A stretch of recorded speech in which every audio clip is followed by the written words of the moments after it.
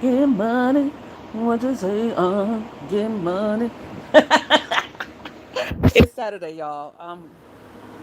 I'm tired, but I'm not so tired. Money getters, what's going on? It's been a long Saturday.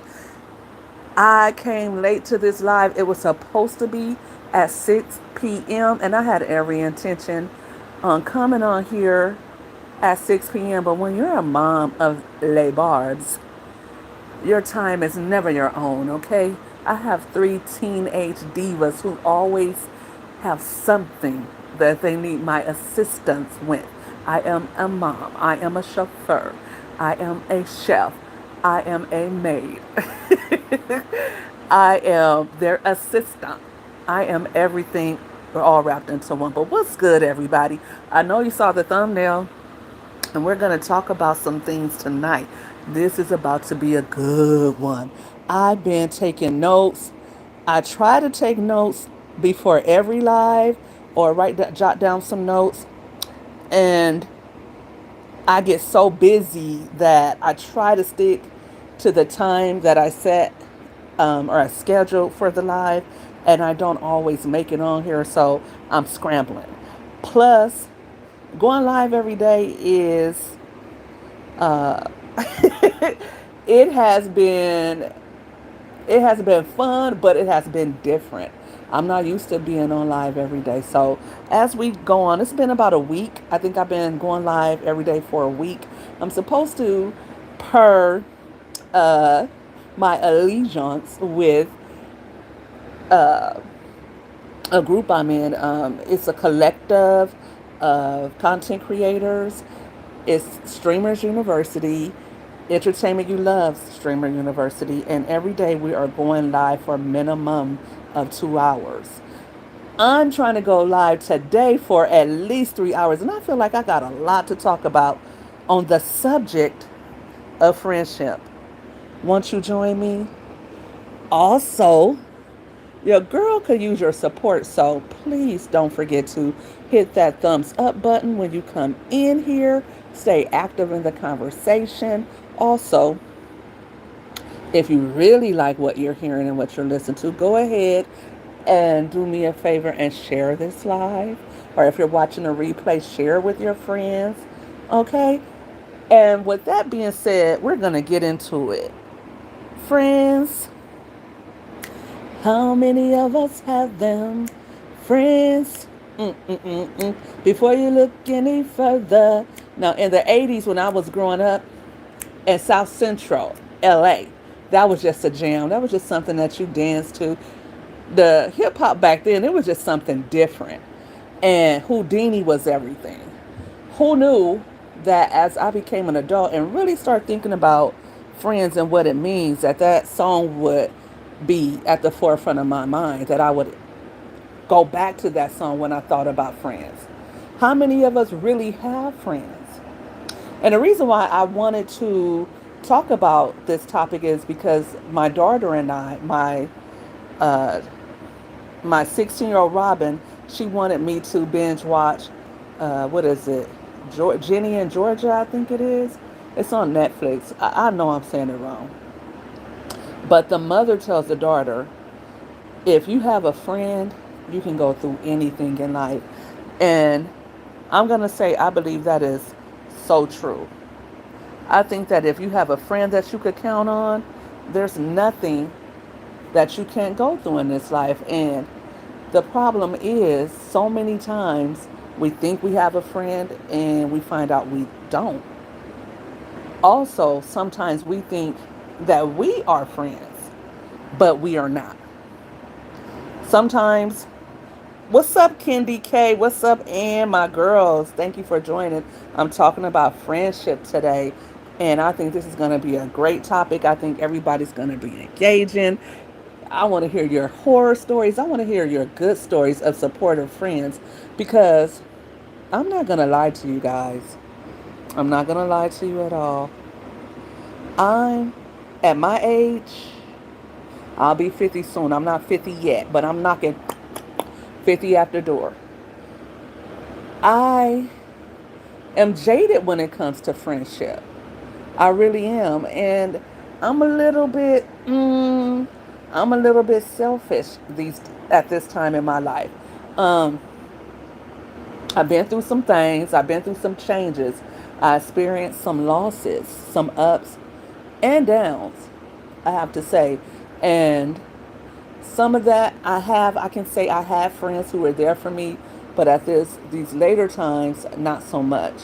And when you go through things and you only have God, and sometimes He wants it that way. Sometimes I have to say God wants us by ourselves so that He can do the work that He needs to do in us. And I'm perfectly okay with that. But He also uses those opportunities to show us who the people are around us. Because I don't believe that God wants us to be alone, and I don't believe that He wants to feel like we can't trust anybody or like everybody's out to get us. I just don't believe that. I believe that He wants us all to have a network of individuals that we can count on, whether it be our family, whether it be our spouses, and also friends, because friends add something different to the equation. Having a friend is different than having your husband. Having a friend is different than having your sister. Having a friend, and no, I was not born in 1979. Having a friend is different than having a cousin or anybody else. Having a friend is like having that. And when I say friend, I don't mean acquaintance. I don't mean that. I don't mean that person that you see at work and you guys talk about what's going on at work and you may have lunch sometimes. When I say friend, I don't mean that person that you hang out with, like they're having a concert, or even sometimes people have travel buddies that they travel with. I don't mean that. I mean when I say friend, I don't mean that person that you probably even talk to every day or see a lot. When I say friend, I mean someone who, no matter what's going on in their life or your life, if you need them, you don't have to call, you don't have to ask, you don't have to think twice. You know they're going to be there for the significant moments in your life, whether it's you getting married, whether it's you're having a baby or your child has just been born, if you get sick, if you just got fired from your job, if you need somewhere to go. You know, they have their own life too, and they're running the marathon of life too. But if you need them, they're there for you. Now, you can't just call on this person anytime, because they're working, they have their families, and they're building a life of their own. But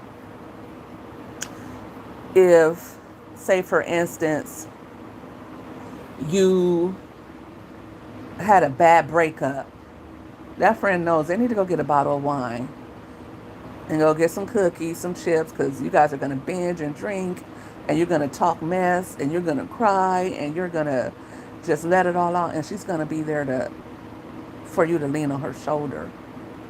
Or if you've been working hard on a promotion and you've been trying to get this move up the ladder at your company, or you just got this really big win, you don't even have to ask. You don't have to tell her, listen, she's calling you up.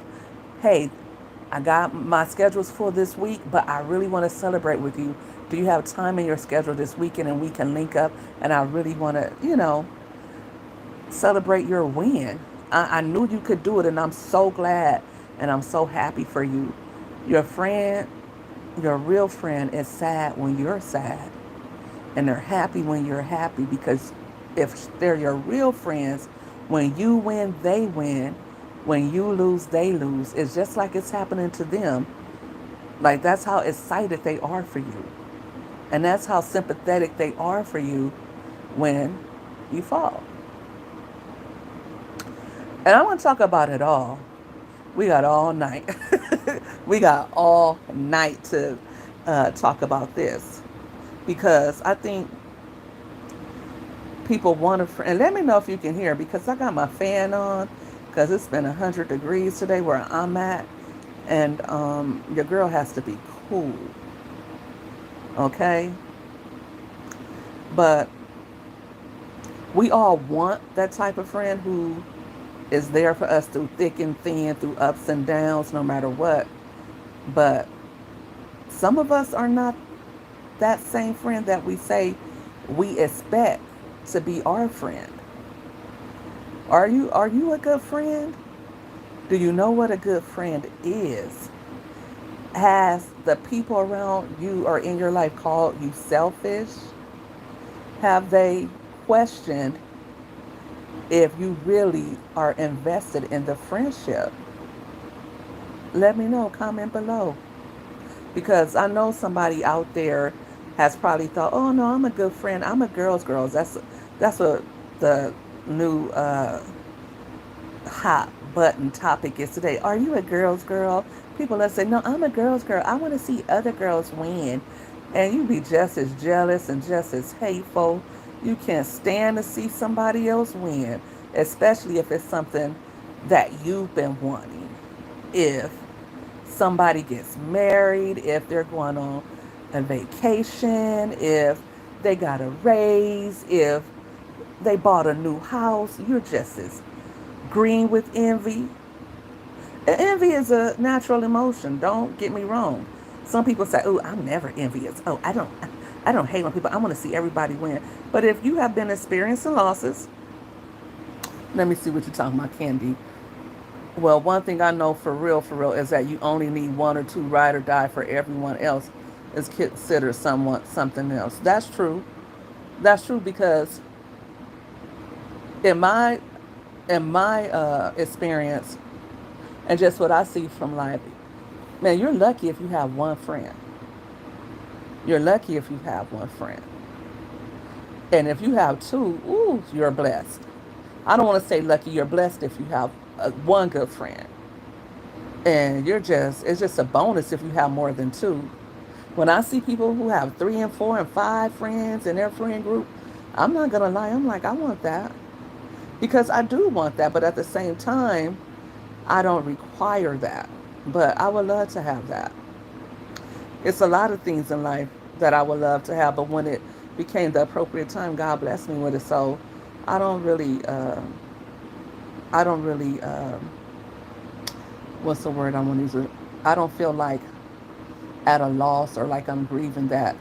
But that came with time because there was a time that I did feel like lonely for friendship, especially when I stopped being friends with somebody. I grieved that friendship for a long time. I felt at a loss because I really thought we were friends and I really thought I needed that person in my life. And it came almost recently, like about, I want to say 3 or 4 years ago, that God removed them from my life because He had something different for me. And I wish them well and all that. And I still see them, time to time and or whatever. And I don't begrudge them anything, but I just think about who they were at that time. Very judgmental, very critical, always had something negative to say. And I felt that like I was always in competition with them, like I was always trying to prove myself to them. And I was young at the time, and I'm not going to say that I was any better because I probably wasn't. I probably was just as judgmental, just as critical, always had something to say. I know me. I know me. And as I've gotten older, I've learned that you don't just always say what you think or the first thing that comes to mind.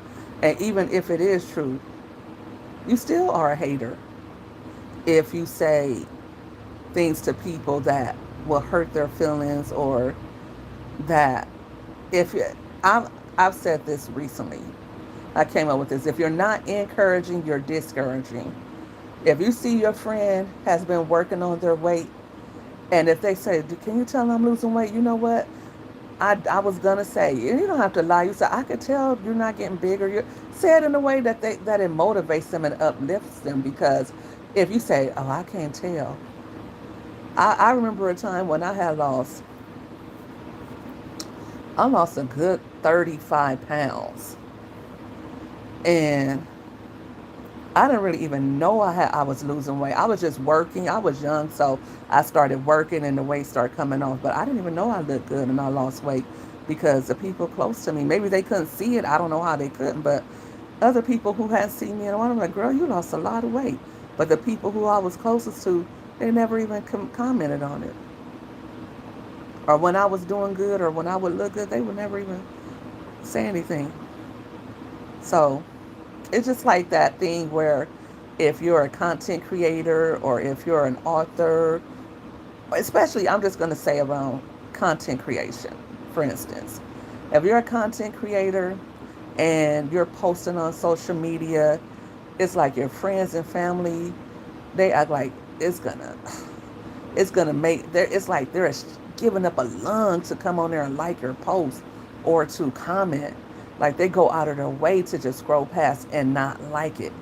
And that's just like the weirdest thing ever to me. But let me get to my notes.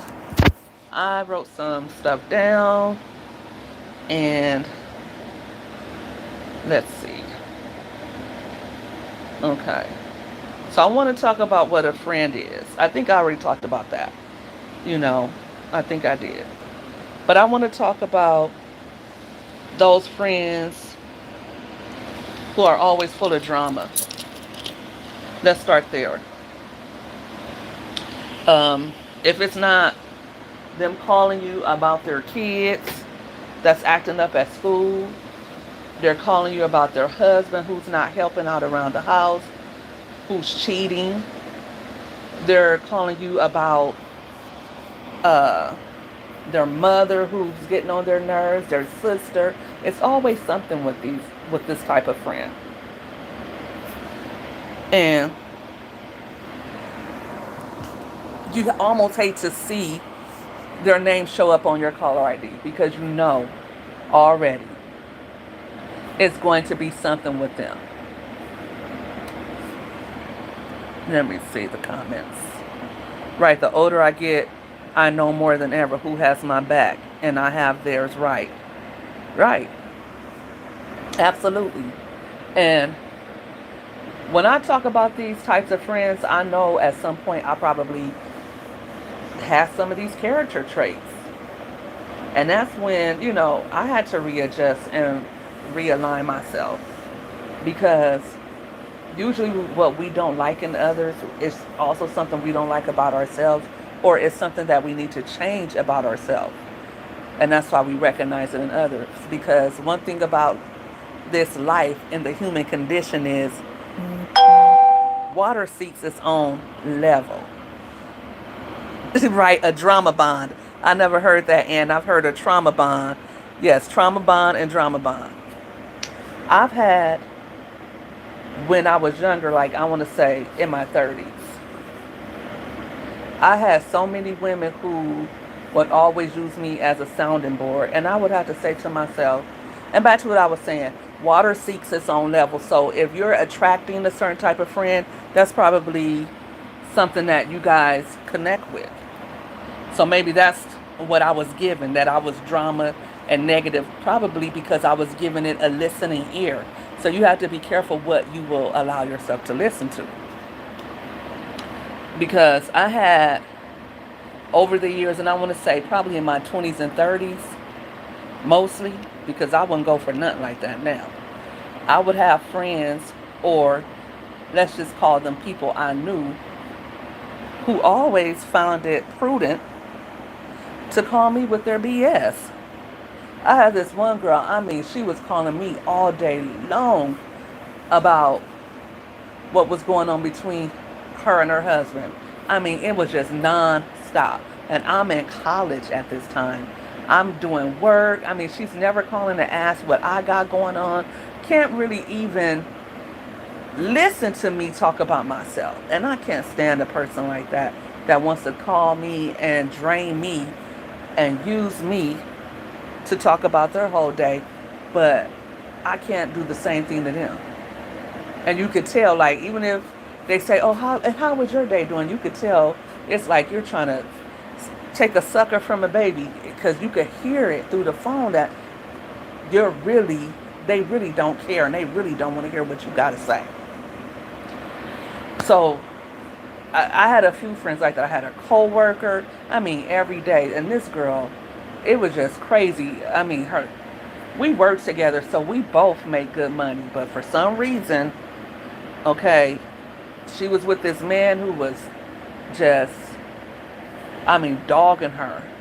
Her, she had money, and then all of a sudden, she no longer had money, and she just went downhill, all the way down. She was doing really well when she met him, but when you meet a man that doesn't have anything going on, he will make sure you lose everything you got, and that's what he was doing to her. Her water got cut off, so her and her kids needs to come take a shower. Like, this is a coworker. This is not even a friend or a family member. I don't know. I probably would go shower at a gas station before I ask a coworker this. They needed money for this. Their car was broke down, so they needed me to pick them up from work. And I'm talking, they live way on the opposite side of town. So I had to leave early to go pick them up. And I did it a couple of times. No biggie. Then they call all day long to talk about this guy and what he's doing and what he's not doing. And I'm like this, if you're having that many issues and the type of issues that they were having, this wasn't somebody she had children with. This wasn't someone that she was married to. This wasn't someone that she knew for a long period of time. This was somebody that she met on one of those dating apps and probably only had been dating him for less than a year. I mean, he was a real loser. And she wanted to call me and talk to me about it all the time. And I couldn't even get a word in edgewise. And if I did, have something to say or want to tell her something, it would probably a sentence or two, and she would, oh, okay, or whatever, not have much to say about it, and quickly revert the conversation back to her. So, needless to say, it wasn't long before that friendship, or I guess acquaintanceship, fizzled out. I had another friend or acquaintanceship that I think they called to ask about somebody who had just passed in my family. I'm not sure. Or when I was talking about it to them, it was like they didn't want to hear it. And this is a close family member, and they just act like, oh, well, I don't think I ever spoke to them again. I probably saw them, and I probably just waved hi, and that's it. But I don't care if I'm your friend or not. What's up, Focal Point? We in this thing. We're in this thing. And I'm talking about friends. How many of us have them? Friends. Before we go any further, and if you just came up in this piece, do me a favor and hit that thumbs up. Come on in hitting the thumbs up. Go ahead and hit that like button for me, please. I appreciate it. Thank you all. I know you could be doing anything else on your Saturday, just laying in bed, vegging out to something on TV, scratching your butt, whatever, or off with your loved ones. So I thank you all, and I appreciate you all for joining me tonight to talk about friends versus frenemies. Okay? And where was I? See, there I go. I welcome somebody in and I just start losing my thought process. But yes, that friend, I really didn't have much to say to them after that. I probably had a couple of, oh yeah, hemmed and harmed them and whatnot. Focal point, what you're talking about.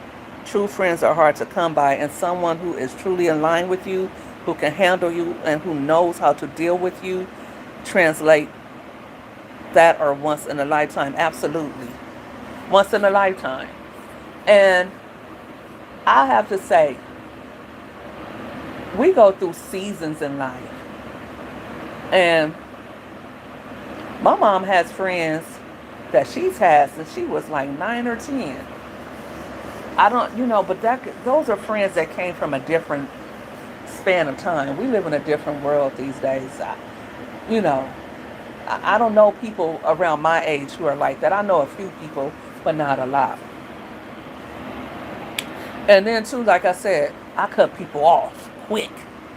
When you start looking shaky and I don't like it, I'll stop being your friend. And that's where I probably fall short too. Because my family says, you don't like nobody, but I do like people. I love people. I can't love God and I like his people. But I'm just not for people's mess. I'm not with the mess. And I feel like, why would I why would I OD on being your friend? Why would I be overly friendly to you and you're not that friendly to me?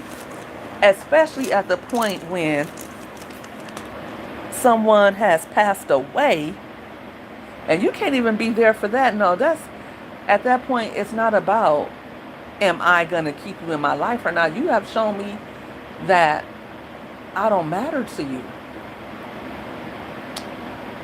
Yes, Lord, some friends are just seasonal. They're just here to show you some lessons that God wanted you to learn, and then you move on from them. But you have to know when to move on from them. Absolutely, focal point.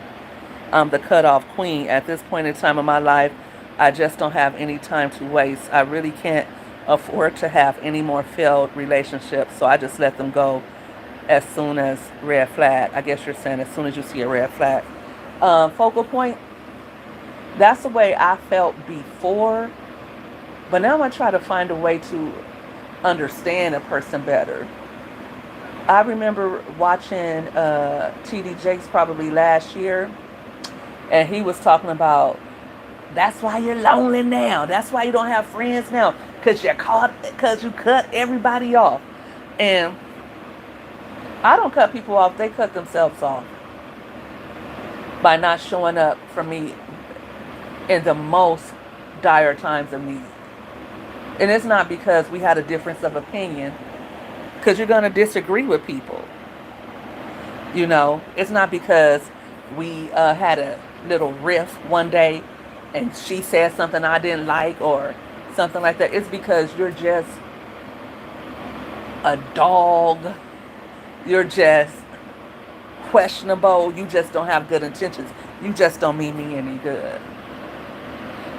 Recently, I was trying to strike up a friendship with somebody that I knew for years, and I had mentioned going to Disneyland. And next thing I know, they're at Disneyland. I'm inviting you to things, and I'm telling you, come on, let's go do this and that. When you experienced a loss, I was there for you, just trying to be a friend to you. But when I experienced a loss, it was, oh, call me if you need me. What? You didn't have to call me. I was just there as a friend. Because I've known you for so long, and because you flat out said you felt like you had nobody, you felt alone in this world, like you didn't have anybody. So I just try to be a friend, and it wasn't, because I don't know, maybe I felt like I needed a friend at that time, so I wanted to be a friend, and that's what I think we all should do. If you want a friend, you should be a friend first. Women don't really know how to be friends. Let's just keep it real.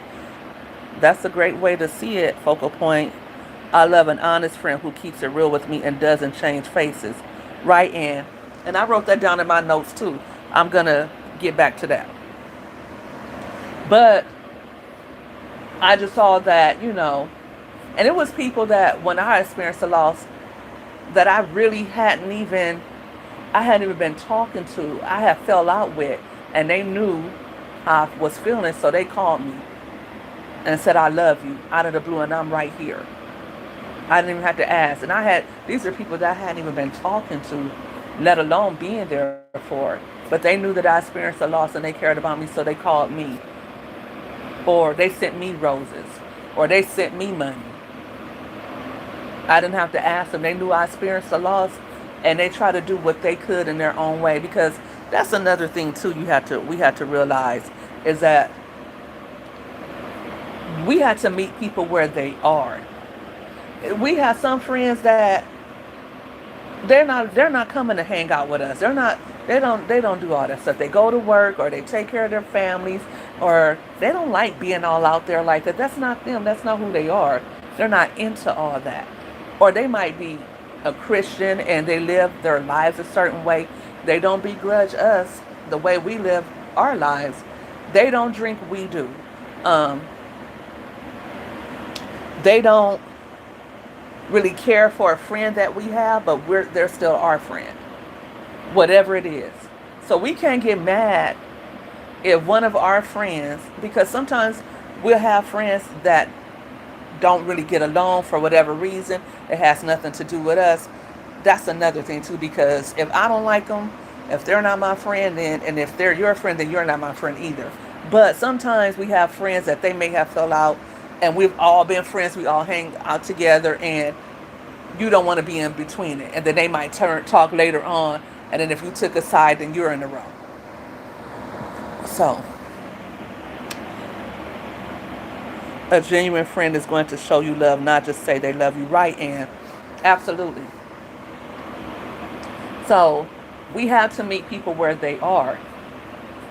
But at the same time, we also have to be the type of friend. I had one of my male friends tell me, he said, I try to be the type of friend, not that I want someone to be with me, not the kind of friend I want to have, but the kind of friend that person needs me to be. So sometimes, you know, I don't drink, I don't go to clubs, I don't party, but it's your birthday.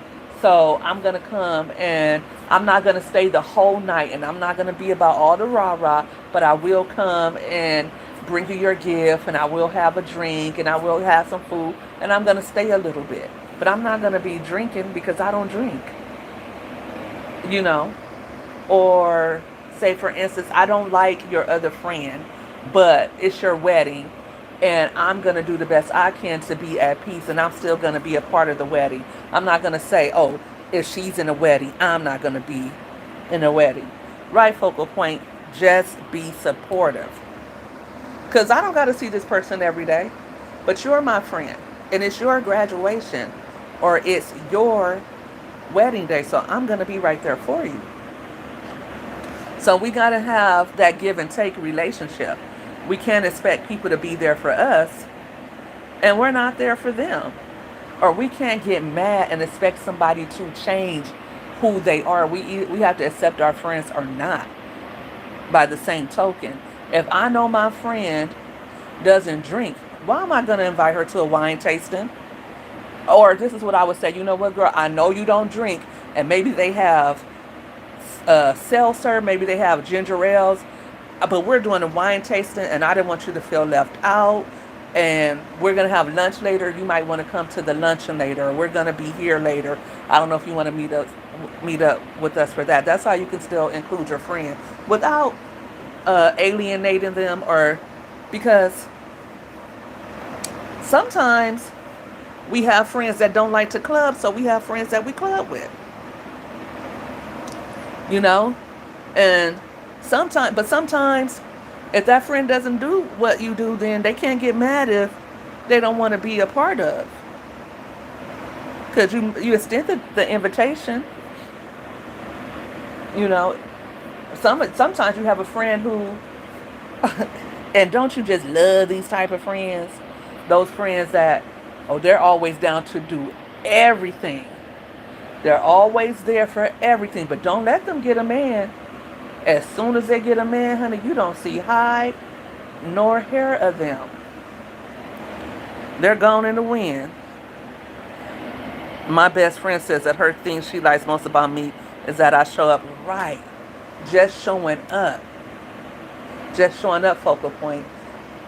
When you look out into a crowd, my daughter, she just graduated from high school, and she has a best friend, and she really wanted them there, and they was right there for her. When she had her prom, they was right there, and they was there cheering them on. But I noticed their dynamic too, because this friend is not afraid to tell them how they feel. They'll say, you're beautiful, you're cute, they're there, but they will also tell them, hey, look, you're doing such and such. And I said, oh, I'm glad that they told them that, because I recognize that in my daughter too. But the friend wasn't shy about telling them. Your friends, your real friends, gonna tell you, put you back in your place sometimes when you need to be put back in your place. But yes, those friends, let me get back to those friends who get a man and want to act like they don't know nobody. Who has friends like that? They call you every day, want to meet for lunch. You already have a man, and you already have a life, and you take time away from your man and your family. You might be tired after work, and you still meet up for drinks, but not them. When they get a man, you don't see them no more. You do not see these friends anymore. They cannot be bothered, and when you call them, they act all dry on the phone, like you're bothering them. I don't feel like we should put men before our true friends, because you can have a failed relationship with the man, but most of the time, true friends last forever. Exactly. Here's the caveat to that. I heard somebody say before about their friend, oh, you changed. You got a man and you changed, and you don't answer the phone and no more. I said, duh, they got a man now. They didn't have a man before. So, of course, their time was free. Now that they got a man, they want to enjoy their man. That's fine. That's what I mean about, you have to know how to be the friend that your friend needs. If your friend has been single for a while and she ain't got no D, we're going to keep it real. We're women. It shouldn't be any children here listening to this conversation, because I'm marked not made for children. And if you got children, go to the other room, put your beats on, or put your paws in so they can't hear. And I'm not being too fresh like that anyway, so they probably don't even know what I'm talking about. But you know your girl ain't had none in a minute. You know she been sleeping in that bed lonely, cold, through the winters. You been having your man, you been having your family. You'll be less than a friend to begrudge her that. Be glad your friend finally got her a man, and now she don't have to bug you and take you away from your family. Just when you have a friend like that, what she shouldn't do is cut off all ties and act like she don't know anybody. Still, but give her that time to adjust, because once that newness wears off, once that romance starts to dwindle away, she'll come around looking, and if he ain't no good, which he probably ain't anyway, um, I'm just playing, y'all. But if he ain't no good, she'll come back crying, and you should be there, right there with open arms, ready to let her back in without judgment. Don't begrudge her that fun and um, that time to, explore that new relationship. Know how to give people space. A friend doesn't always have to be up under you. Like, I've been dating, but I've been single for the most part. All right? And I done told y'all, I think it was yesterday on another live, when my kids are grown and gone and I settle down, okay? When I settle down with somebody, y'all not going to see me. I won't be in these internet streets like that, because I'll be with my man on a boat, on a cruise to who knows where. We'll be older with our lawn chairs at concerts. We'll be traveling. We'll be those older people that's traveling. And you be like, oh, I want that kind of love when I get older. But we'll just be getting together and we might get married. I don't know. That's too much.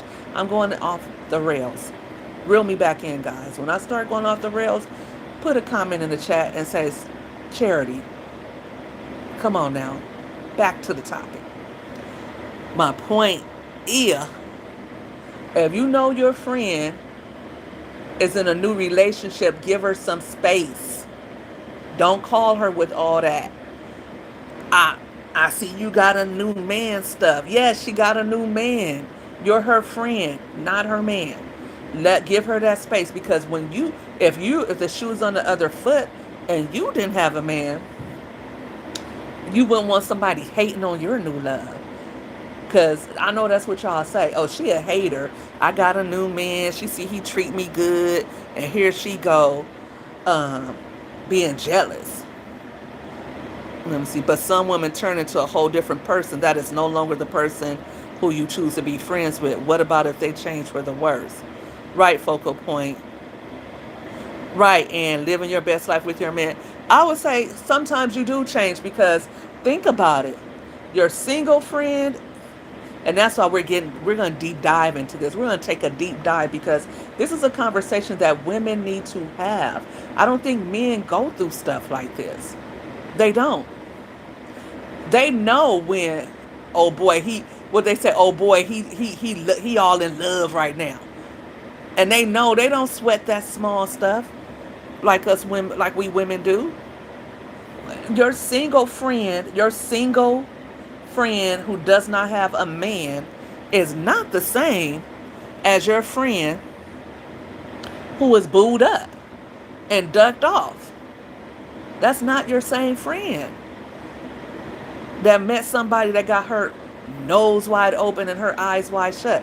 You expect your friend who is probably calling you more than usual, who's probably got all these plans for you guys to go out. She want to go. Let's go. Friend, she calling you up after work on Friday. Friend, let's go out for drinks. Let's go to Chili's. Or friend, Beyonce is having a concert. I'm thinking about going ahead and putting those tickets on my American Express, my Amex. You can pay me back whenever, or girl, you can just give me back you, or the next concert will be on you. And you like, cool, girl. Let's go and let's go down to the mall this weekend so we can get our fits. Cause I can't wait to put on my cowboy boots and my booty shorts. All right. And now you got to ask your husband, Shanika them is going to the Beyonce concert next month, and you don't mind, do you? And your husband like, man, you always going out with her. I'll be glad when she get a man. Now, who has a man that has told them that? I'll be glad when your girl get her a man so she can stop calling you every minute. Like every time I turn around, you're on the phone with her. Every time I turn around, you want to go out and have a drink. You are a married woman. That's why I don't like you being friends with single women. Or your boyfriend is like, man, what about you going to the Beyonce concert and I already know how y'all gonna be acting. Don't wear no shorts too short because you're not gonna have a man when you come back. You're gonna be lonely and single just like your friends. Right? I know you guys have heard that before. So I know I'm on the right track. I know because I've been there, done that. I've been on both ends of that. I had a friend years ago that when her man came home, I'd be like, all right, I'm coming back. She was like, girl, you don't have to do that. He know I'm on the phone, whatever. I'm not going to. I'm like, no. Because we were young and we were learning how to be in relationships and how to have friendships. So when my boyfriend would come in the room, I'd be like, girl, I got to go. Because one, men don't like to see you on the phone. They like to have your full undivided attention. Exactly, and that's exactly how most men think, right? Like, they don't want you with a single friend because, like I said, your single friend is different than your friend who, when she has a man. So some men don't want, or they might not try to tell you what to do, or they might not try to break your friendship up. But some men, they feel like if you have a friend that is single, then you're going to be more likely to act like you're single too. Like if your single friend goes out, you go out with them for drinks. If a guy walks up and asks for their number, they're going to give him their number. Will you do the same? I get that. I get that. But yes, don't hate on your friends' love. Let them have the opportunity to grow in a relationship and see where it goes. And if that relationship doesn't go anywhere, it fizzles out, and your friend comes back crying to you, don't judge her and don't be like, oh, when you had a man, oh, you wasn't there. No, she was still your friend. She just was experiencing something new and she wanted to explore that. Don't hate on her for that. Don't begrudge her that, because if you're her friend and you love her, then you want her to have somebody to make her happy. And you want to see her be in love.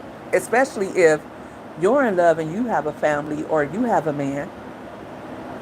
Because some women are like that. They're selfish like that.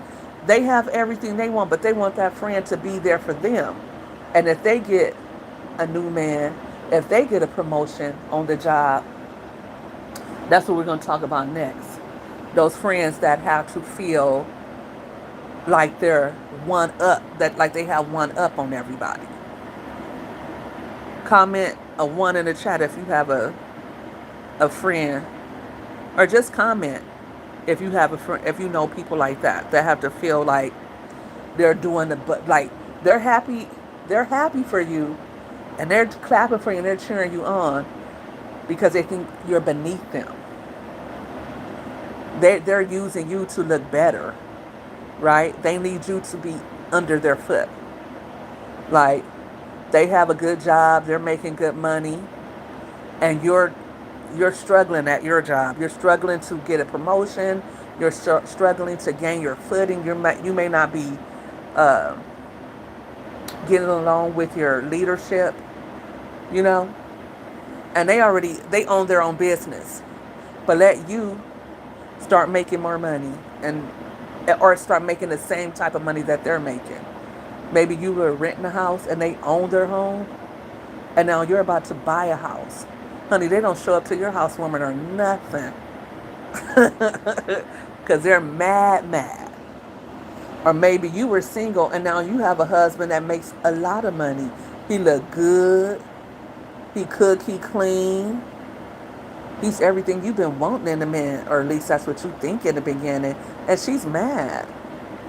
She got a good husband too. He's a provider. He's never been a philanderer. He's always there. He doesn't cheat. He go to work and he come home and take care of his family. He let her have friends. Not let her, but he doesn't come between her and her friendships. He's not the jealous type. He's not abusive. She has a good man. But now you got a good man too. We both got good men. Instead of her saying, girl, let's make our men besties so we could all be besties.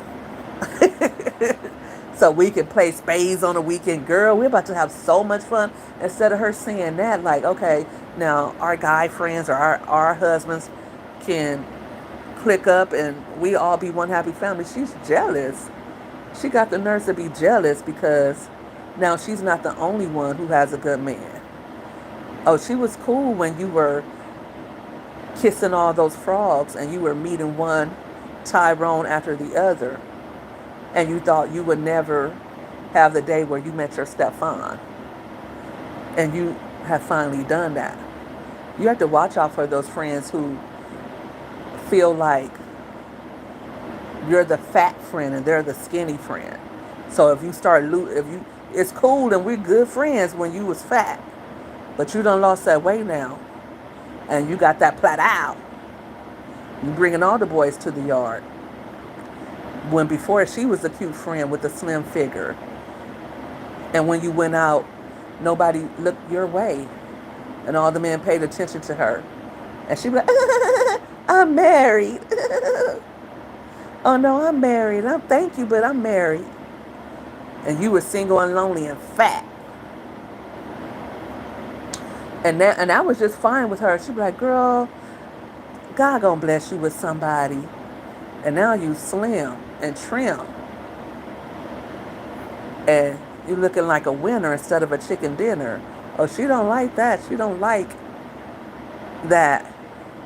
Now instead of coming up to her, men are coming up to you or both of you. She don't like that. She don't like that at all. Yeah. But you got women like that. I've and also these type of women tend to, when you get around a group, they want to start telling quote unquote jokes at your expense. They want to try to humble you when it's a crowd of people around, or act like you you and her are not really friends like that. And that's probably because she's been bad talking you to others. Those type of friends they're such narcissists, they need to feed off of the type of energy where they're the biggest they're the biggest shot in the room. They want to feel like they're on a higher level than everybody, so they'll make jokes at others' expense. They'll laugh at you, and they'll bring up something that's embarrassing about you in front of other people and watch you cringe. I've had somebody like that who brought up something, one of the worst things that had ever happened to me, and they brought it up and started laughing about it, and they did it a couple of times. They've done it a couple of times, and I don't think I have ever done that to somebody, or would ever do that. Oh, remember this? Not just in casual conversation. I have been that person that will talk, will cut somebody like a knife with my words if I got mad. I am that person. But I'm not that type of person that's just malicious. If you're saying something to me and you're, coming at me, I will defend myself. That's the kind of person I am. Always have been. But God is changing me. Thank you, Jesus. But I'm talking that type of person that you ain't did nothing to them. You haven't been, you just chilling, you're laughing. Remember that time that boyfriend, you came home from work and he had moved all of that furniture out of your house? Remember that time that guy you was dating stole all your money out your bank account? That kind of stuff. That kind of stuff. Girl, I was just telling him how you went to work and you got laid off and you was thinking you were getting a promotion. That kind of friend. And remember, I'm just using the term friend loosely because that's not a friend, that's not an acquaintance, that's not a hater, that's just an evil person. That type of person is miserable and they need to be checked.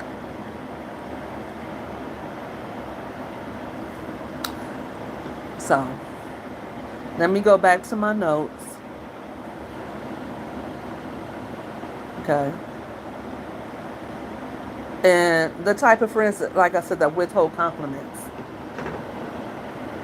They know you're trying to lose weight.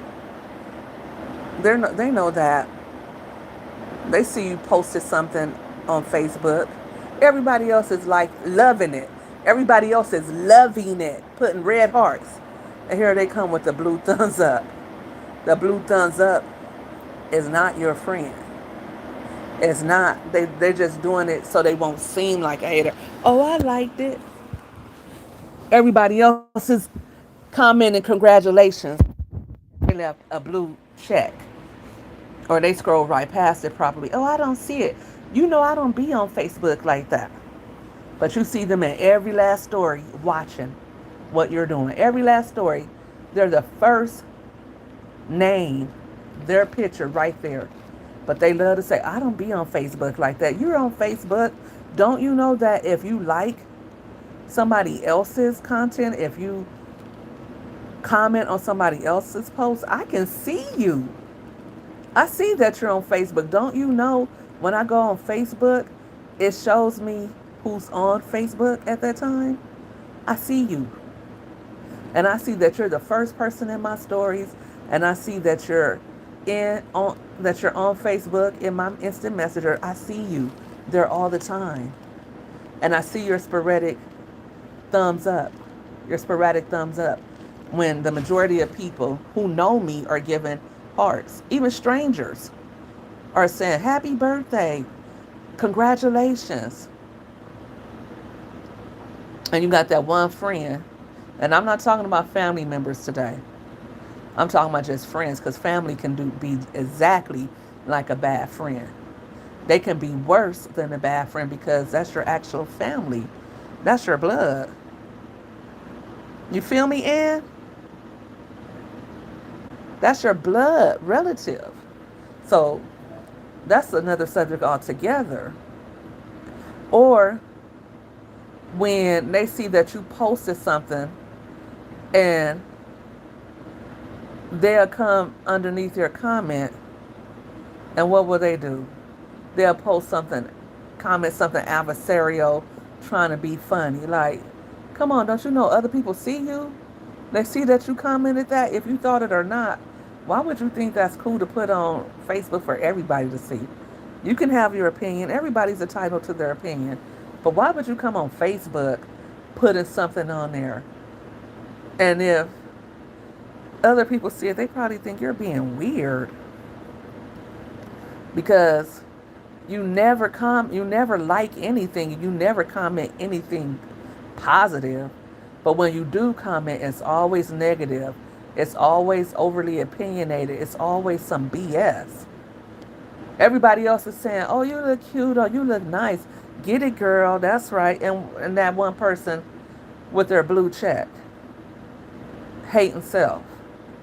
Haterade. You know? I can't stand them type of people. And I done cleaned up my Facebook list, and I just want to do it again. I only want strangers on my Facebook. That's the point I'm getting to, because I just want y'all out the way. You don't even, I want to, and I'm not just going to unfriend you. I don't friend them. I'm going to block them. I think I blocked like 100 people that I knew personally and left strangers because, like, I don't need that kind of negativity. And it was mostly people that I saw in my stories all the time. I mean, in every last story. It's like 30 or 40 people in every last story, never liking anything, never commenting on anything, never encouraging or anything. And it's not that you need to be reassured. It's not like you need constant reaffirmations of, or grandiose terms of endearment. You don't need that. But it's like, okay, if I posted myself and I'm thinking I'm looking cute or whatever, and everybody else is liking it or loving it, why would you put a blue check? I mean, a blue thumbs up. Why would you do that? Or if you're in my stories looking at everything but never comment, why are you trying to, what do they call that? A monitoring spirit. That's the new thing they got going on now. They have all these new terms. They have a term for everything, a phrase for everything these days. And it'd be right on point because you knew it was something, but you couldn't quite explain it or put your finger on it. And that just speaks to exactly what those people are. They're monitors, monitoring lizards, not spirits, lizards. Just sitting there, soaking up your energy, watching what you're doing and hating from behind a telephone screen or computer screen, looking at your stories. I'm not liking that. Let me go on past that. And I mean, every last story. You can have 5 stories up at one time, and then on every last story, swiping past every single day. Because they don't like you. They know you, but for whatever reason, they just don't like you, you know? And that's okay. That's okay. Some people say, oh, let them see what you're doing. Nah, because you're taking me off my square. I don't like that. I don't like that. Because you know what I do? You know what I do? I'm this type of person. I'm going to put love even if I don't like it, unless it's just something that I absolutely oppose. If it's a post that goes against everything that I stand for, then no, I'm not going to like that. You don't have to like everything everybody does, but if I see you posted a picture of your kiddos graduating, congratulations. Love it. Keep scrolling. If I see you're a good mom and I always see you taking care of kids, girl, I'm going to hop up in your inbox. I'm not just going to like something on your page. Girl, I see you and you're doing a great job. I love how you do this. And I think you're an excellent mother. I do that all the time. All the time. It takes nothing to share a kind word. And that's exactly the kind of love God wants us to have. That's why he put us on this earth with each other, not to be nasty to one another. He wants us to be friends. I mean, think about your children. You want them to be friends and like each other, right? That's exactly what God wants for you. He wants you to have friends. He wants you to be a friend. So, I don't want anybody to take this conversation as anything other than a conversation about what a friend is and what a friend isn't, and how we can be more of a friend, and how we can stop expecting more out of others than we're willing to give or that they're capable of giving. And why do I say that? It was a long, I had a live the other day. I hope you watched it. If you didn't, please go back and watch in my lives about my struggles with anxiety. And I struggled with it hardcore for about 8 years. And I'm in recovery now and I'm doing excellent. I'm doing very well. And I could be there for others in a way that I couldn't before. All that I had in me was going towards my children and going towards making sure that I could provide for us and I could do what I need to do for them because I had nothing else to give. If you have a friend that has been through a lot. They may be recovering from cancer. They may have been through a divorce. If somebody goes through a divorce, it's just like going through losing somebody. It's like somebody passing away when you get divorced. That's what they say. Because you have to go through all the stages of grief, and you have to heal, and you had to recover from the fact that something that you wanted to last or that was meant to last is not. So don't feel like, oh, they're not being, and don't put time limits on somebody else's journey or their healing journey. That you can't do that. Oh, they've been divorced for a year. You can't do that. If anything, help them along by being a friend as far as it's up to you. Because the opposite side of that is, okay, girl, it has been 2 years. Quit talking about him. He has moved on. You need to move on too. I know it was a lot for you. I know you guys were married for 20 years. I know that you thought that you and him would retire together now that all the kids are off to college and you're an empty nester and he done found somebody younger. I know that was a blow to you. But come on, you done gained all this weight. Let's go work out. Get back out there. Get your head back in the game. He's living his life. You can't expect your friends to sit there and just nurse you back to health forever. You got to put something in that too. Absolutely, because like I said, when I was going through my anxiety, uh, I was still married at the time. I was getting ready to go through a divorce, but I was just constantly railing on him. He deserved it, kind of, but he finally said to me, you know what? You need to go see a therapist. And I finally said, he's right. I do need to see a therapist. Because here I was going in the same circular motion, complaining about and nagging about and talking about the same thing.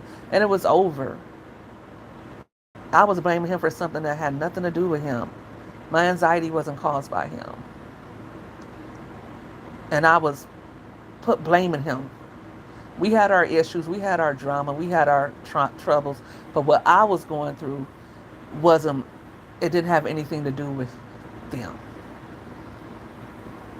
So, you know, at some point in time, if we see our friends are in trouble, and they might not accept it as what it is. Hey, friend, I noticed that this thing has been bothering you.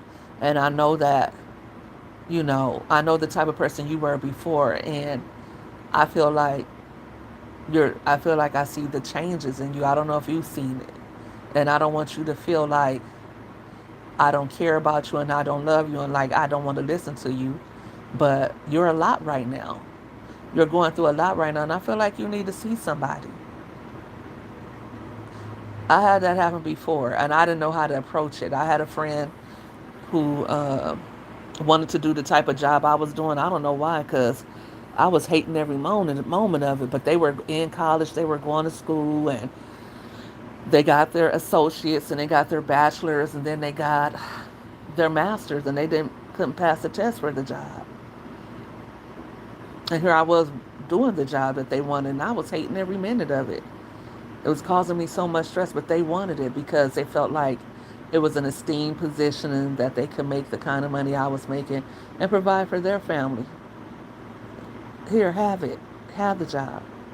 But one day I was like, they was like, oh, what's your job? I'm like, oh, I'm ready to go to this job. And they was like, oh, I wish I could go to work. All salty. And I was just like, I know they didn't probably mean anything by it because they was a cool person too. But then all of a sudden, every time I was talking to this person, they were drunk every day. They would call me just drunk. And I'm not a drinker like that. I don't drink at all now. Praise be to God. I've been sober for over 2 years now. And I say sober because I don't drink at all, like not a drop of liquor, not for a special occasion, not to celebrate my birthday, nothing. And when I used to drink, that's what it pretty much was. And my drink of choice was a Mike's hard lemonade or If you know me, you know Bailey's. I would take a whole bottle of Bailey's because it was just like drinking chocolate milk. It was so good. Man, I love my Bailey days. Oh, I miss my Bailey. No, I don't. Let me stop it. I don't miss it. I don't miss drinking at all. And around Christmas time, I would get a little too I would get a little too inebriated with Baileys around that time of year. I wake up drinking me a Baileys just in the Christmas spirit, but I wasn't an alcoholic, y'all. I promise I wasn't. I really wasn't. And if I drank too much during Christmas time, then I would not drink on New Year's, and I would go from Christmas Day all the way into my birthday, which is in a couple of months after Christmas, and I would probably have a drink on my birthday. Then I would go another month because I was like, no, I refuse to have a drinking problem. And so I might have a Mike's Hard, during Memorial Day while barbecuing. I like to have my Mike's Hard, especially while I was outside in the backyard barbecuing. You know, I really like that. And I would have one can. I would limit myself to one can. But when I got to two cans, I'll be like, oh no, girl, you turning into a lush. So that was a extent of my drinking. But I just saw that I was drinking much more than I wanted to. When you go to the doctor and they ask you if you had a drink this week or when's the last time you drink, how many drinks do you have in a day? Oh no. And I think one time I had been having one drink every week. That was problematic for me. And I was like, oh no. Uh-uh. So on my birthday a couple of years ago, I just decided I didn't want to drink anymore. I can't wait till I can do that about chocolate because I love me some chocolate. Reel me back in because I'm digressing. Let me check the comments real quick. Your phone messing up too? Yep, I see this. You know what? My Wi Fi has been spotty for the last week or so, but we going to make it do what it do. I had to turn my Wi Fi off actually, and I'm just on my data plan. But, shoot, she would call me drinking every day. And I knew her for a long time. Now, that was one of those friends that I knew. I probably knew her from fourth or fifth grade. So we knew each other for decades. And I loved her. She wasn't a bad friend. She wasn't. She would give me words of encouragement, and I liked her. But she was a drinker. And she was a heavy drinker. She drank every day, and she would call me drunk and was kind of like saying shady stuff. And I just finally stopped answering her. And she stopped calling. No, we did definitely grow up. Like, it was funny because I met her when I was I think I met her in the fourth grade. And we lived around the corner from each other for about a couple of years. So the last time I saw her was in the sixth grade. And then years later, my mother saw her at the store. She was like, aren't you so and so? She was like, yeah. And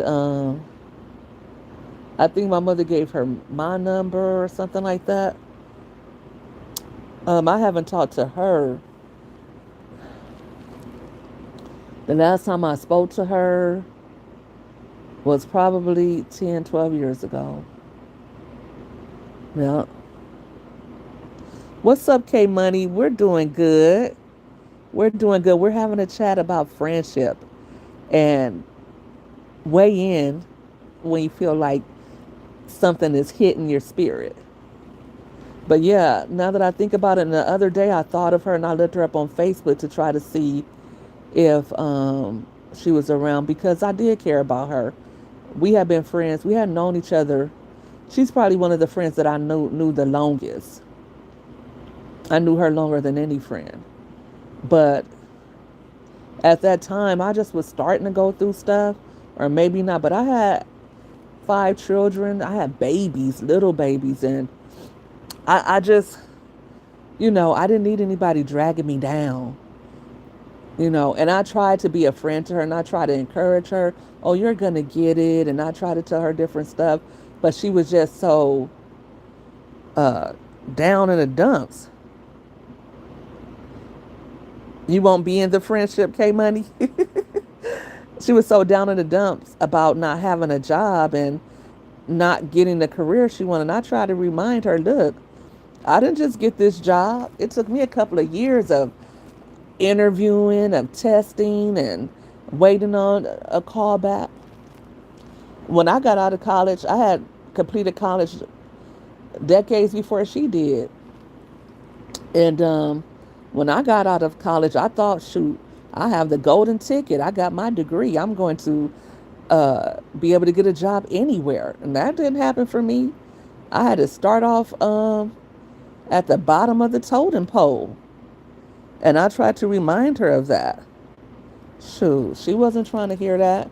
The more I would try to encourage her, she would, uh, the more she would feel offended. It seemed like, and now that I'm remembering, it seemed like the more I would try to encourage her and cheer her on and tell her, "Hey, you're gonna get it," and then if she didn't get the test, if she didn't pass it or something like that, it was just like, it wasn't envious. I don't think she was envious. I mean, I think she just wanted it for herself, and she wasn't able to get that. So yeah, that was a friendship I miss. I remember I had this friend that I met, and we were in junior high, and and she uh, and she was a good friend. We also started we we actually started up. I don't know why I wanted to fight her. I was a bad little kid, y'all, but I wanted to fight her for some reason. I do not know why.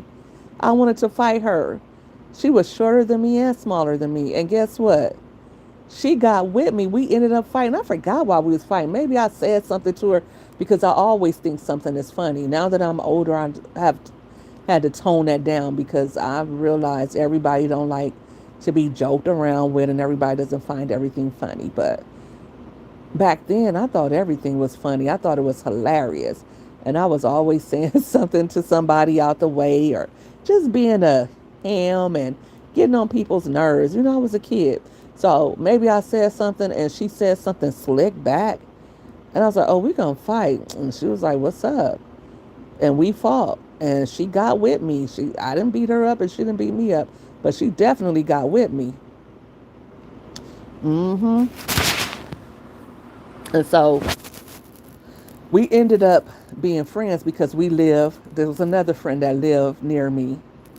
And we ended up being friends. We went to the same school. We hung around the same people. And just one day, I was like out and about and I saw her and I was like, we just started talking and we just started chilling. And that was my friend. She was closer to me than one of my sisters was. I mean, like if I was in trouble, she was right there, right beside me. I mean, she was really my friend. And when I would be like irritated and I would kind of like, I was young, I was a teenager, and I would kind of talk mess, she would still be my friend, still be right there with me, like always being my friend. I was like, why is she always being my friend? And I'm being mean and I'm being this, and she would just be right there with me. That was my real friend. And I loved her. And I don't know what happened to her either. But years later, because like I said, we was kind of like troublemakers back then. We were doing this and doing that, chasing boys. And that's how she last saw me. She had moved out of state. And when she last saw me, we were still in high school. And I was still a rebel rouser. But now she came back to town, and another friend who I had been childhood friends with as well around the same time, I met her around the same time as well in junior high. And now we're all adults. She was like, hey, I seen such and such album. I was like, you did? Because this is when they had MySpace. They didn't have Facebook yet. They had MySpace. And I was looking on MySpace, looking up her name. They didn't really have what they have now. Maybe they had AOL. I don't even know if they had Google back then, or if I was even using Google. I probably was on Microsoft. I probably had the Explorer. I don't even think I was using Google Chrome back then because Google came later, right, with YouTube and all that. I think. I think Google and YouTube probably came in like '04, '05, and this was before then. Or if it was around, I didn't know about it. So when I would search up her name, I couldn't find it. And I'm gonna look her up too when I get off of here. But yeah, she came back into town, and she would ask me to go out with her, and the other friend that knew her as well was like, you don't want to go out to the club with her. This is how she do when she go to the club and blah blah blah. So I was like, I don't really go, but she kept wanting me to go, and I was like, and so she was with somebody else, and they was like, oh yeah, she keep making excuses. She don't want to go. That's not really a friend. I was like, I am your friend, but I just don't do that. I don't want to go to the club or whatever like that. And so she got offended by that. And then another day she said, hey, let's go sign up for school. Let's go sign up at the adult school so we can get a high school diploma. And I was like, um, I already got my college degree. And she was like, oh, because the last time she saw me, I was a teenager. And I was probably, like I said, rebellious and everything. But I always had designs on going to college. I always knew I would go to college. I didn't know how I was going to get there, not with my grades and how I was carrying on, but I always knew I'm going to college one day. And that's how I knew that we were, while I still loved her and while I still saw her as a friend, that's when I saw that, oh, we're in different spaces and different places in our life. And I think after I told her that, she didn't want to be my friend anymore. It just wasn't the same. We stopped being friends. She didn't call me anymore, and I didn't call her anymore. Yeah, that was different. But I'm going to look her up. I might look her up right now. No, I don't think I could look her up on here, on this platform. Your friends will tell you when you are wrong without judgment. Sometimes people say, oh, I'm not being a hater. I'm keeping it real. It's a way to pull your friend's coattail without being judgmental or without being a hater or without overly criticizing them. If you see your friend has a drinking problem, hey, you know what? I know we all like to have our fun. I know we all like to have a drink or two when we're out. But I noticed that you've been drinking a little bit heavier than usual. And you fell out last night. You start throwing up. And you know what? I'm your friend and I care about you. I don't want to see something bad happen to you. I don't want you to be driving drunk or you be somewhere and a man takes advantage of you because you've been drinking. That's not being a hater. Or if you have these pants on and you think they look good, but you look weird in them, and your friend is trying to tell you, hey, you know what? I like you better in this type of jeans. You know what? Those jeans, I feel like they're too long. You know, I feel like they fit okay, but they could be a little bit of a size bigger or they could be a size smaller. Your friend is not hating on you. Your friend is not hating on you. They're trying to pull your coattail and say, hey, tighten up. Tighten up. Or if you've been too far gone into a relationship and all of a sudden you're calling off work, all of a sudden you're not taking care of business like you used to. You used to be well organized or used to have thousands saved in the bank and now you're down to nothing because you got with a new man and he asked you to invest in some get rich quick scheme or something like that. And she's like, hey, you know what? I don't know. I can't tell you what to do. And I know you love them, but you've been saving this money for a while. This was the money you were saving for a house. This was the money you were saving for your business. And I don't think that you should give them all of that. I know that you want to, make this relationship work, and I'm not trying to say they're using you, but maybe give them some of it, but not all of it. because you don't want to see your friend lose out.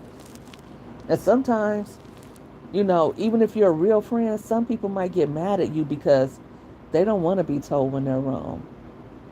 And that's not cool either. If your friend is telling you, hey, I don't think you should give that man all your money, or I don't think you should be missing all those days from work, they're telling you something that can help you. And that's the difference between a hater and somebody who's just trying to be judgmental. Because somebody who loves you is going to tell you something that can help you and tell you something that can help you grow. A hater is actually not going to say anything. They don't care what happens to you. That's the way I feel. Like they're going to stand back and watch you crash and burn.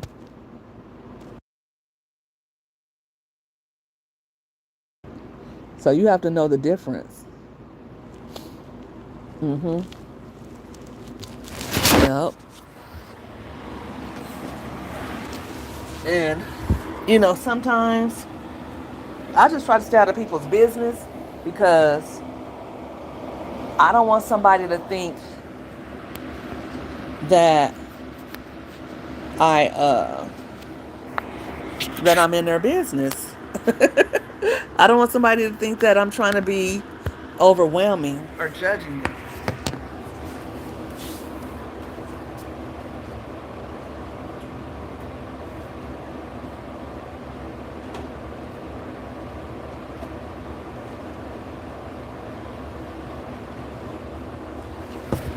Sorry, y'all. I had to get my fan. My phone is getting a little bit hot.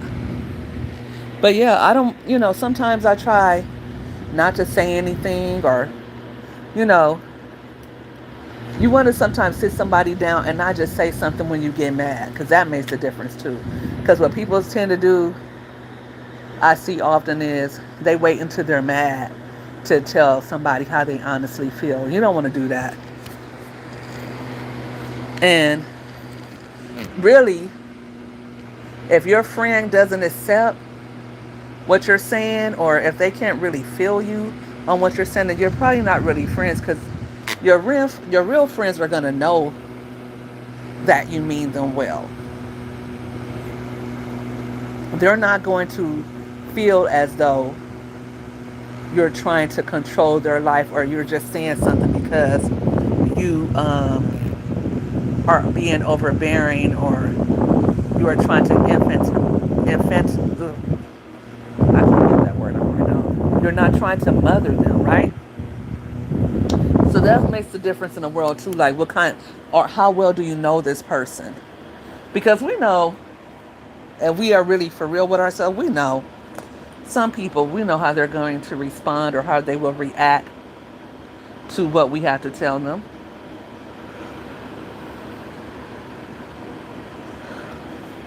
So you should be able to tell your real friends when they are wrong and when they are right.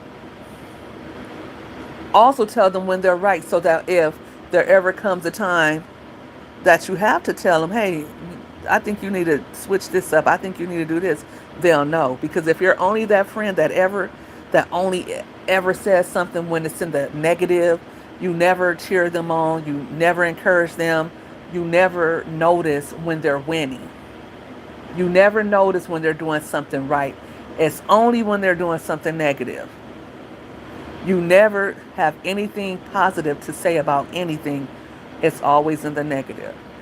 If that's the type of person you are, then someone is not going to accept what you have to say affirmatively. They just won't. Just think about that. If, oh girl, I don't like those shoes, or I don't like that haircut, every time they see you, it's something negative. You never like anything. You never have anything good to say. So when you have well-meaning intentions and you say something, welcome back in. Thanks for coming back. If you have something to say that is good for them, they're not going to accept that with open arms, because you've been so negative all along. You've been criticizing them the whole time. Like, why would I listen to you? You're a hater. And quite honestly, you are a hater. You are a hater. You don't want to see me do well. If every time I turn around, I don't care if you are, if it is true. It could be true. It could be true that I need to lose weight. I know I need to lose weight. You think I need you to tell me that every time you see me? No. It could be true that I need to just go ahead and walk away from my husband because he don't have any act right. Let me come to that. Let me come to that decision. If you told me once, don't keep telling me that and don't keep judging my decisions I make. Because one thing's for certain, two things for sure. Ain't nobody perfect. And we all have room to improve. That's what, let's just keep it real right there. We all have room to improve. So if you want to come at me with the rah rah every time and say this and say that to me about my furniture, about my clothes, about my bad little kids, about my husband, about my health, about whatever. Like, come on now. Can I do anything right? So when you just say something else, I'm just going to put that into the same equation or the same compartment that I put everything else that you say to me. I'm going to put that into the compartment of you're a hater. So yeah, you don't want to be that friend that's overly judgmental. Put a zip in it. Zip your lips. Put a sock in it. Shut up. Nobody cares about your opinions, even if they are true. Even if you think you do mean well, sometimes you just got to close your mouth. Be slow to speak, slow to anger, and quick to listen. Everything that you think, everything that you feel, does not need to be said. To be quite frank about it. You wouldn't want somebody just saying everything to you. Now, would you? Nope. Nope, you would not. You would feel like, dang, they're constantly hating on me. And they would be. So give others that same level of consideration if you want to be their friend. Give them the same consideration because it doesn't take much. And especially if you're an adult, you should know right from wrong. You know when you've gone too far, right? Let me know if I'm on the wrong track. If I'm saying something that sounds whack or that just sound so complex, let me know. I help you get that better understanding. I will help you get that understanding that you need. Welcome to the Mommy Money Getter channel, folks. We're talking about friendship, frenemies, how to know when we have friends, how to know if we're the problem. Because sometimes the problem is you or me, for sure. And I know I've been the problem many, many occasions. I've been a hater. Ooh, don't tell nobody. Shush. Don't tell nobody. Do not tell nobody. But I have been a hater. And I've also been judgmental. And I have just been going through stuff and I didn't show up with people. I have. I've been invited to birthday parties. I've been invited to outings, invited to go on vacations. And I was that friend that said, okay, I'm coming. Knowing the whole time I was not coming.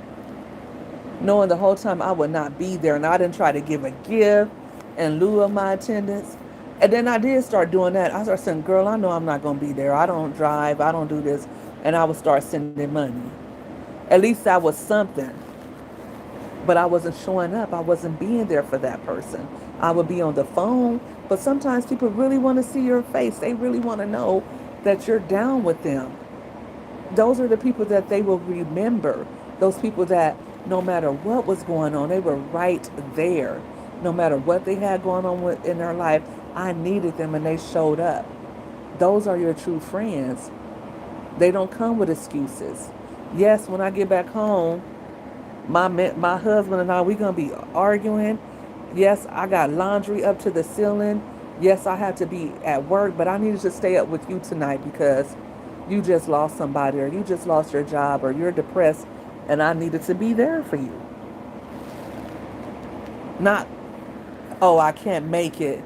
I'm fixing dinner. I can't call off again. No, be there for people. It's not hard. And as far as it's up to you, make sure you're not the one. Because that's what I seek to do these days.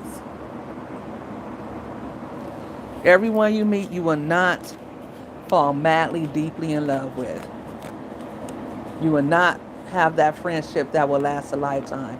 They may be passing by in order to teach you something, or in order to help you grow, or to help you to become better as a person. And you have to cherish those relationships too, because those are the ones that really matter as well.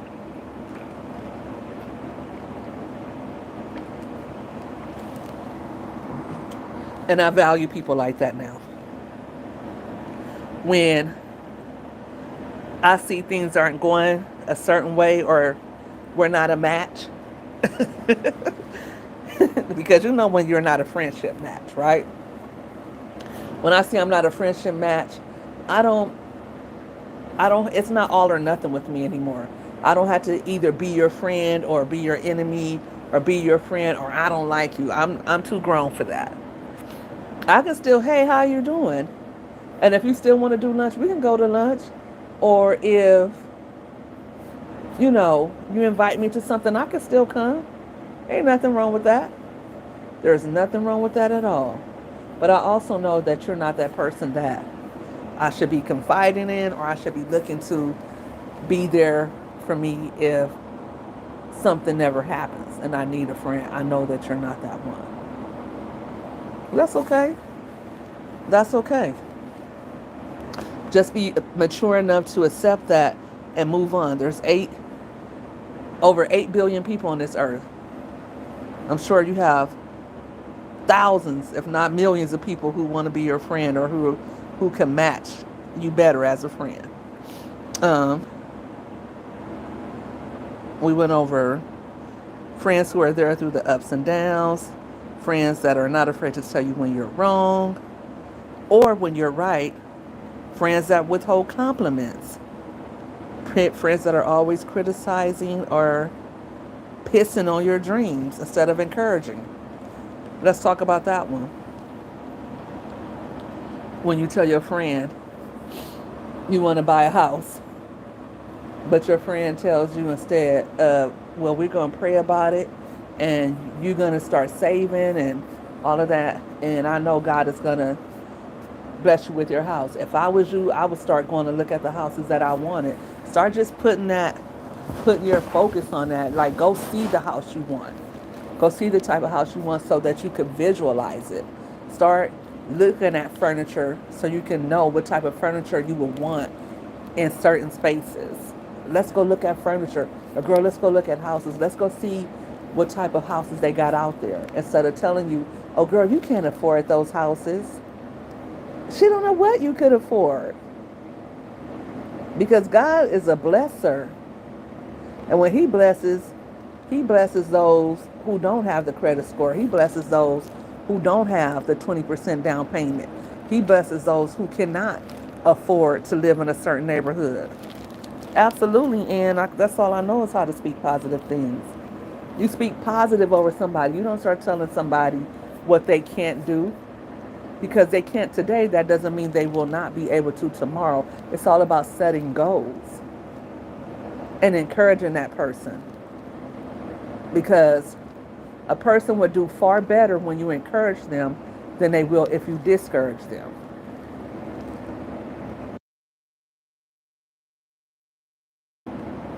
Or if you trying to go move somewhere. I said I wanted to move to another state. Every last person I said that to told me why I shouldn't. Let me see, how many people was it? Let me think about it. Mm, mm. Only had one person that told me, "Oh, uh, you should do that. That's blood. It's this. It's this. It's this. It's that." Only one person that told me all the reasons why I should move to that place. Everybody else, oh no, it's this, it's that. Oh well, it's bad everywhere. Oh, you got to think about this. I'm like, whoa. I'm just in the thinking about it process, and all you can do is rain on my parade and piss in my Cheerios. I had a problem with that because I wasn't moving that day or right that second. I was just in the talking about it stages. Like, okay, this is one of my goals. This is what I would like to do somewhere in the near future, but not today. You're going back to Tennessee, Ann? You don't care what nobody say? I hear Nashville, Tennessee is good, a good place to live. I read that. Like in one of the top cities for people to move to. Nashville, Tennessee, Houston, Texas, um, Columbia, Ohio, South Carolina, or was it North Carolina? They said the DMV area is a good place to live. Um, I don't know about the DMV though, but that's what I heard. Um, where else? There's some places in California like Rancho Cucamonga in California. It is. You used to live in Nashville. Yeah, they said that's a good place for people to move to and to do well economically. Economically, you know. You love North Carolina? Yeah, I hear it's a nice place to live. I did hear it was a nice place to live. I've never been there though. I would like to visit one day. I'm sure it's rich in culture, good food. You don't hear a lot about South Carolina. You hear about more than North Carolina. You don't hear a lot of bad stuff about not North Carolina, to be honest. Or at least I haven't. I don't hear about a lot of bad weather reports. Thank you, Jesus. I'm not gonna say that about North Carolina, but you don't hear a lot of bad stuff about North Carolina. But yes, I didn't like that when everybody shut me down when I said I wanted to do something.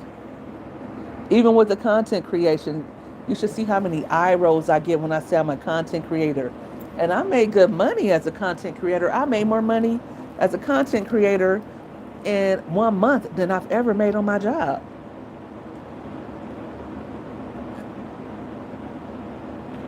Working for a year.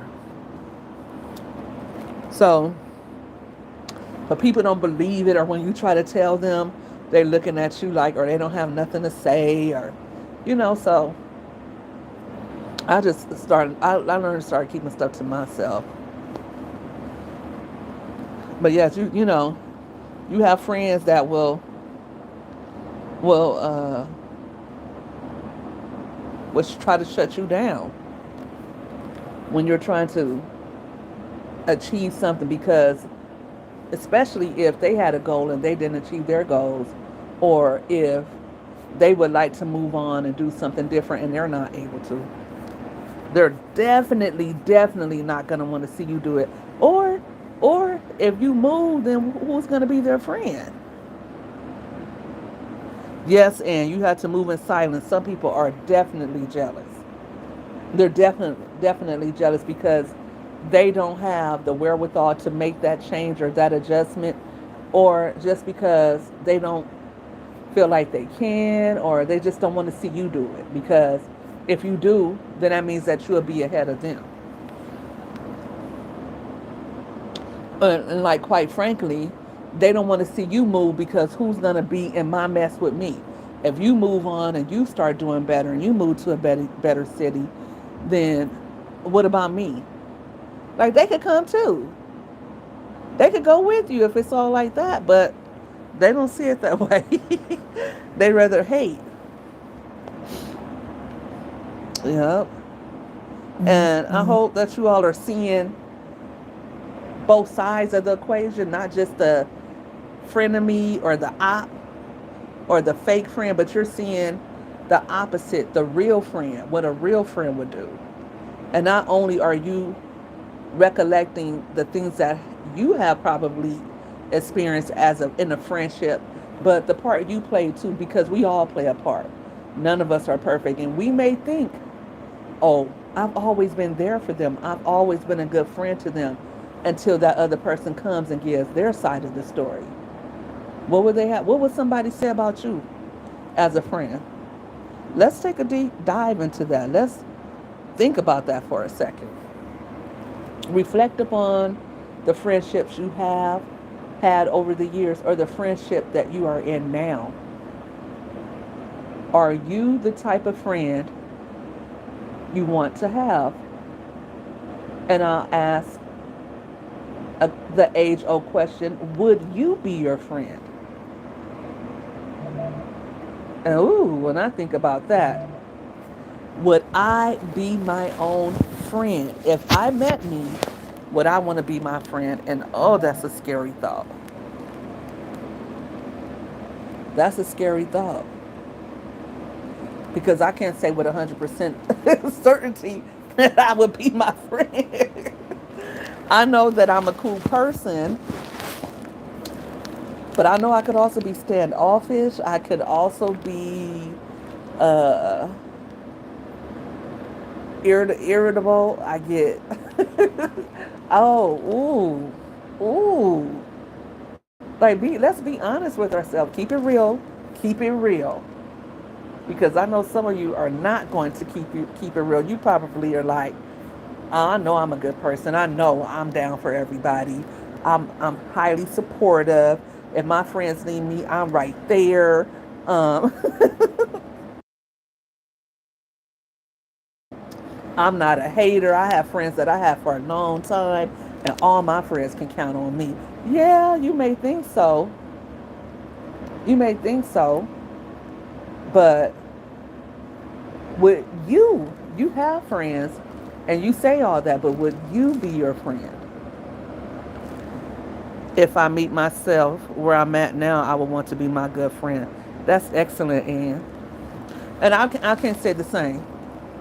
I can't say the same for myself. I think I leave much to be desired for a number of reasons. But I'm there for people. If I see someone going through something, I'm going to call them up. I'm going to try to be there for them. I'm going to pray for them. I'm going to cheer them on. But there's some other things that I need to, correct about myself and get better at. One thing for sure is it's easy to be a friend when somebody is up and when they don't need you. It's easy to be a friend to somebody who doesn't need you for a thing. But what about when your friend needs you? Will you be there? Could you support them the same way you want to be supported? I have had friends sit at their table and talk about me. Whoa, whoa. And you know when that friend has been talking about you because when other friends come around, everybody's acting weird. Like, I've been in spaces where I walk up and everybody just look at me. Nobody wants to speak. And I'm like, what did I do to them? I didn't do anything to them. I know I didn't. I know I wasn't acting funny style. And I know that I haven't said anything against that person or did anything to them, but they're looking at me all weird. Like they don't speak or anything. Yeah, I've had that happen. Let's see what else do I have in my notes? Yeah, I think I talked about it all. So, thank you for joining me for this conversation. I really appreciate you all for tuning in. I think it's important to have talks about where we are at in life and to improve our relationships, It's good for our mental health because our mental health is important, right? It's your mental health, and I don't think a lot of people look at it this way. They would say their physical health is more important, or maybe not. But I would gesture to say that your mental health is most important because without the where the mind goes, the body follows. So if you have a lot of anxiety, if you're going through depression, you would tend to do things that are contrary to your well-being. You may indulge in illicit substances, in drinking. You might indulge different behaviors that you normally wouldn't, just to try to escape whatever it is that you're going through. Yes, I am being honest. We all need to work on ourselves first before we judge somebody. Absolutely. Absolutely. And like I was saying, the friendships we have often tend to be a reflection of where we are as people. Again, water seeks its own level, and iron sharpens iron. So if you have friends that are living lives that's a complete disaster, there's something that is attracting you to them, either because you want to have that savior complex, like you're over other people, or you want to feel like, hey, you can at once you compare yourself to them, that your life is not so bad. Because we do that, we humans. We tend to look at other people and compare our lives to them. And if they're doing worse than us, then we'll be to ourselves like, oh, I guess I'm not doing that bad because so and so, they're getting a divorce. Because my friend over here, they're not making enough money to pay their bills, and I'm paying my bills, and me and my husband, we're good, right? So think about what your motivations are for being in friendships.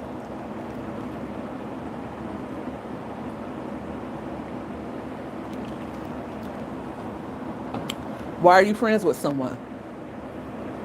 Also think about why you are the way that you are. Because our friendships can, quite frankly, have a lot to do with our with who we are.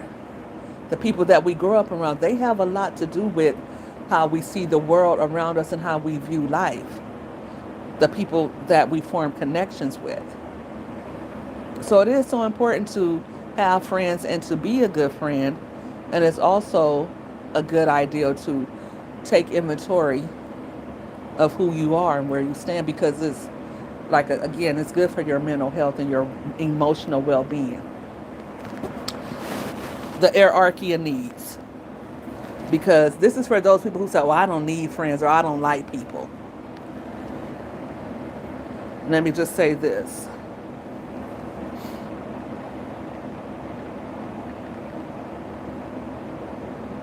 Okay. Maslow's hierarchy of needs. First, we have our physiological needs, which is air, water, food, shelter, sleep, clothing, and reproduction. Those are our physiological needs. We need to reproduce. We need somewhere to sleep. Those are the things that we need. Okay? If we don't have those things, then we can't go to the next need. And right after we have our needs met for oxygen and air, water, food, shelter, clothing, and reproduction, our next level of needs is safety needs. That's personal security, employment, resources, health, property. So all those things have to be in place. So you do need all those things. Third, you need friendship, intimacy, family, and a sense of connection. Okay, so after all of your physiological and safety needs are met, those are absolutes. Because if you don't have those things, then you're obviously going to be busy trying to get them, right? Or you're going to feel inadequate, and you will be, you would definitely be what's the word I want to use here? Insufficient, I guess. Like, I can't really be there for you if I don't have, if my cup is empty, right? That cup half empty, or you can't pour from an empty cup dichotomy, right? So if I'm busy trying to get housing, I can't go out to party with you. Or if I'm busy trying to make sure that, what's the second level of needs? Make sure my safety needs are being met. Like, I have a job and I have a house and I have the things I need. And my health. If my health is not in order, see, for a number of years, I was going through anxiety. How could I be there for somebody else? And I felt guilt and shame about that over the years. I talked about that earlier tonight in this conversation. I talked about how I wasn't showing up for people, but I wasn't mentally capable of doing that. Everything I had left in me went to my kids, as it should have. And I very often had very little for myself. And what little I did, it went to prayer, and it went to devotion to God. It went to trying to make sure that I would be spiritually and mentally sound. You can't begrudge somebody that's going through something. Like, when it comes to mental health, people are not as forgiving as they were if someone had cancer or some type of thing like that. Obviously, if someone has cancer and they're battling for their life, you wouldn't expect them to be able to show up for you. So, friendship comes after that. Other people, family, friends, they come after you having your needs met. And that is, you can Google that if you want to find out more about uh, Maslow's hierarchy of needs, or hierarchy of needs. You can Google that and you will see the pyramid that tells you about needs. So, friendship and intimacy, family, forming those sense of those connections with other people, that comes secondary, or it comes actually third on the level of hierarchy of needs. It comes after your physiological needs, your need for shelter and food and security, an income, resources, health, and property. It comes after that. So, if you ever want to feel like, and sometimes you have to, put yourself to the side because somebody is going through something 10 times worse than you, and sometimes you have to give what you're going through a break. But honestly, if I can't breathe, how am I going to be there for you? When you're on the airplane, what is the airplane? What is the instructions? The flight attendant gives you the instructions to make sure that you put your oxygen mask on first. So just imagine, if I can't swim and you're drowning, and I get in the ocean to try to save you, now it's two people drowning. Instead of it just being one person drowning. What good am I going to do you if I can't swim either? Right? Come on now, I know y'all feel me. What good can I be to you? You have a house. You have a job. I got to get out here in these streets and I got to make it happen for myself. I can't show up at your birthday party. I don't have any money to get you a gift because I don't have a job. So how are you going to be mad at me as your friend when you know I don't have any money right now because I got laid off, or because I'm in between jobs, because I just separated from my husband and now my income has been greatly reduced? Right. We all need somebody sometimes. We're not in this world alone. Absolutely. Absolutely. We're not in this world alone. But my thing is, like I was saying, I was feeling guilty. I even expressed that guilt earlier about me going through PTSD and not being there for others. But I couldn't. I couldn't. I wasn't mentally well. And I felt bad about that. I felt bad about that. But if your friend cares about you, they should understand when you're going through something like that. And you should understand if somebody else is in those shoes. And like I said, obviously, if one of our friends has cancer, we're going to try to be understanding of that, but also be understanding when our friends are battling with their mental health too. Also know that it's not that somebody doesn't love you. It's not that they don't want to be there. It's that they can't be there.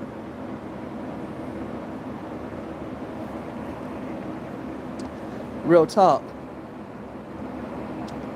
Real talk. And that's why I felt like this conversation was so, again, I felt like it was so necessary and so needed because, we're at a time where because of social media, because of COVID, there are so many people who are experiencing experiencing loneliness like never before because they haven't formed those bonds with others because they don't have those connections. And as you get older, it's actually a little harder to form those connections because you don't trust people like you used to when you were younger and you were full of optimism and hope and you thought you had the world as your oyster. No, when you get older, you get a little bit more leery of people, of letting people in because you probably have been hurt by somebody in the past or throughout your history. You probably experienced friendship hurt at some level. So it's harder to meet new people and bring them in your fold and accept them for who they are because of I'm like that. That's absolutely who I am. If I meet you and it could be one thing I don't like about you. I don't like how you dress. I don't like how you treat people. I don't like how you talk. I don't like what you stand for. And that's usually who I am. If I don't like who you are and what you stand for, I don't like how you treat people, or I don't like something about you, that'll stop me from being friends with you. Yeah. But it's Saturday evening and it's getting late. So I'm about to wrap this thing up again. I am the mommy money getter. If you made it this far, chat, please consider supporting my channel by donating to the cause. I am $ mommy money getter. I put that in the description. It's also in my bio. If you need to be reminded of how you can support my channel, please do that. It helps me out. It helps me to be able to take time and come up with these different, come up with content.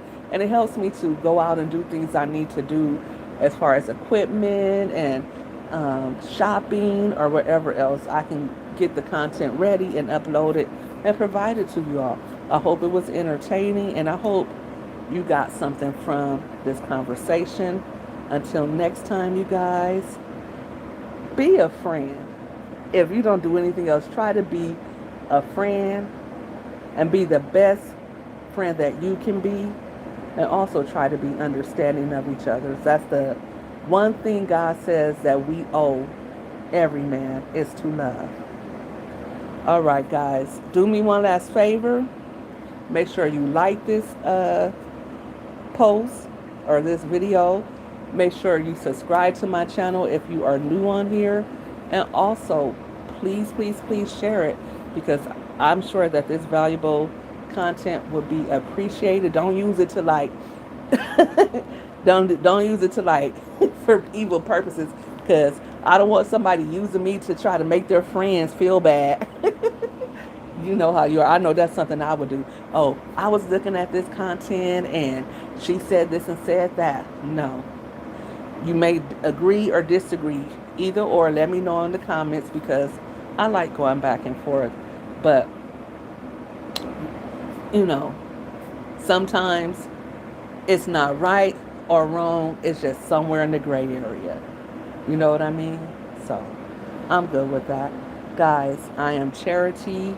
I'm the mommy money getter. I make content based around my life as a mother, as a content creator, as an author. I cook, I shop, I get on here and do silly videos. I just like to keep you all entertained and I like to talk. As you can see, I can talk for hours. Thank you for tuning in, and I hope you come back and join me for another conversation. I'll be back sometime tomorrow. I don't know what time, and I don't know what the topic would be, but just check my community tab, and I should have the announcement of what time I'm going live pretty much early in the day. I will have thought of something to talk about by the time I sleep on it and wake up tomorrow. So, and I kind of think I know what I'm going to discuss right now, now that I'm thinking about it. So, thank you all. Have a good night or a good day, whatever time you are watching this. If it's on the replay, thank you for tuning in. Until next time.